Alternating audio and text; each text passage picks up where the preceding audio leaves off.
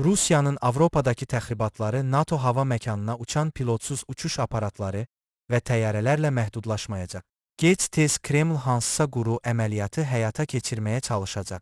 Bunu Ukraynanın Amerika Birləşmiş Ştatları keçmiş səfiri Valeri Çalıy deyib. O bildirib ki, hücumun ən çox ehtimal olunan hədəfi Litva olacaq. Onun sözlərinə görə Avropa ölkələri hələ də sülh şəraitində mövcudluq paradigmasından uzaqlaşmayıb və hərbi protokollar bunu tələb etsə də, öz hava məkanında Rusiya pilotsuz uçuş aparatları və təyyarələrini vurmağa qorxur. Çalıy əmindir ki, bu Ruslar yeni eskalasiya səviyyəsinə keçənə qədər davam edəcək.